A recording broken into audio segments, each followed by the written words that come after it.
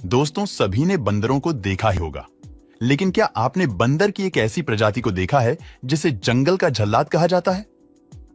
हम बात कर रहे हैं बंदर की तरह दिखने वाले इस जल्लाद बबून की दिखने में डरावना नजर आने वाले ये जानवर इतना खतरनाक होता है कि छोटे मोटे जानवरों को अपने आसपास भटकने तक नहीं देता।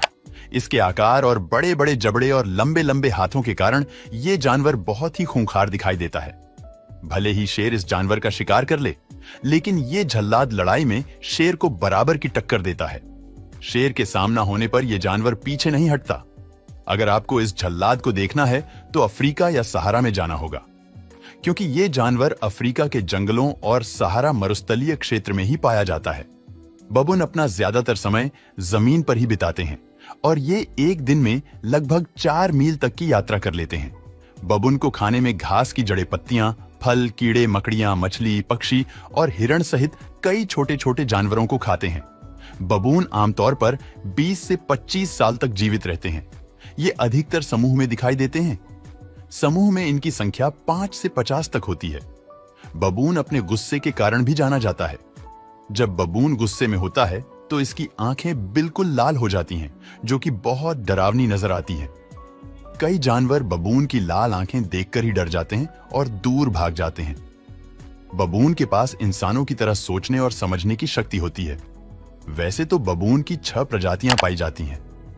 इन 6 प्रजातियां में सबसे खतरनाक प्रजाति चकमा बबून को माना जाता है।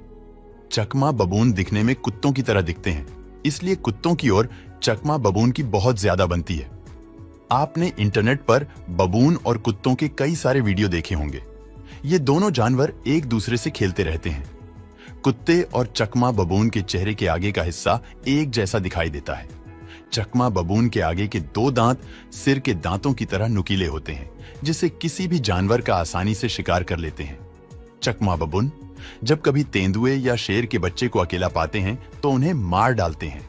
इसकी वजह यह है कि बबून को यह डर होता है जब यह बच्चा बड़ा हो जाएगा तो बबून के परिवार के लिए घातक हो सकता है। चकमा बबून सभी बंदरों में सबसे बड़ा होता है।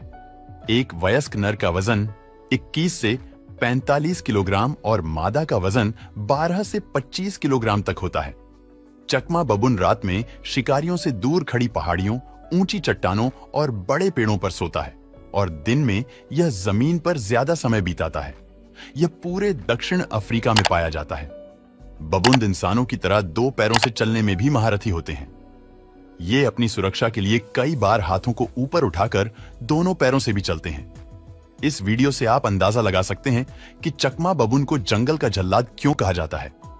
बबून को दूसरे जानवरों के बच्चे चुराने के मामले में काफी शातिर माना जाता है। ये शेर, हिरण जैसे जानवरों के बच्चों को चुरा लेते हैं, जबकि ये इसके पीछे के अंजाम के बारे में सोचते भी नहीं है। इसी कारण कई बार अंजाम बहुत भारी पड़ जाता है, जैसा कि आप यहां देख सकते हैं। बबून के ग्रुप ने शेर के एक बच्चे को चुरा लिया है। इस कारण बच्चे की मां अब बहुत गुस्से में है और बबून के ग्रुप पर हमला करने की तैयारी में है। मौका पाते ही ये ग्रुप पर हमला बोल देती है। बबून अपनी जान बचाने के लिए इधर उधर भागते हैं, लेकिन बबून भला शेरनी से कैसे बच सकते हैं, और शेरनी एक बबून को अपना शिकार बना लेती है। बबून की शरारत का एक और वीडियो देखिए। इसमें एक बबून ने तेंदुए के बच्चे को चुरा लिया है और खुद को जंगल का राजा मान रहा है, लेकिन इसको कहा पता कि कुछ ही देर में यह बबून खुद किसी का शिकार बनने वाला है, क्योंकि इसके ऊपर तेंदुए की नजर है। तेंदुआ बबून से नजर बचाकर धीरे धीरे बबून की तरफ बढ़ता है और मौका पाते ही खुद को जंगल का राजा मानने वाले जानवर बबून पर हमला कर देता है। जंगल में यह घटना कोई पहली बार नहीं हो रही है। जब भी बबून बच्चे चुराता है, उसकी सजा इसको भुगतनी ही पड़ती है। इतना भयंकर अंजाम भुगतने के बाद भी ये जल्लाद अपनी हरकतों से बाज नहीं आते। अब बात करते हैं जंगल के राजा शेर और बबून की। वैसे तो जंगल के राजा शेर के सामने किसी भी जानवर की इतने हिम्मत नहीं कि वो अकेले ही शेर को चुनौती दे सके। चुनौती देना तो दूर, अकेला जानवर शेर के आसपास भटकने की गुस्ताखी तक नहीं कर सकता, लेकिन एक शेरनी अपनी बादशाहत के नशे में चूर होकर एक बबून को अपना शिकार बनाने की कोशिश कर रही थी। लेकिन बबून भी इतनी आसानी से कैसे खुद को शिकार होने देता। जैसे ही शेरनी ने बबून पर हमला करने की कोशिश की, यहां पासा ही पलट गया। उल्टा बबून खुद शेरनी पर हमला करने लग गया। बबून के इस खतरनाक रूप को देखकर थोड़ी देर तक तो शेरनी खुद हक्की बक्की रह गई, लेकिन जंगल की रानी होने के कारण शेरनी भला कैसे पीछे हट सकती थी। थोड़ी देर पीछे हटने के बाद आखिर वो बबून को अपना शिकार बना ही लेती है। लेकिन जब कई सारे बबून एक ग्रुप में होते हैं तब शेर को भी मुंह ताकने के सिवाय कुछ भी नहीं मिलता। तो दोस्तों, आपको ये वीडियो कैसा लगा? हमें कमेंट करके जरूर बताएं।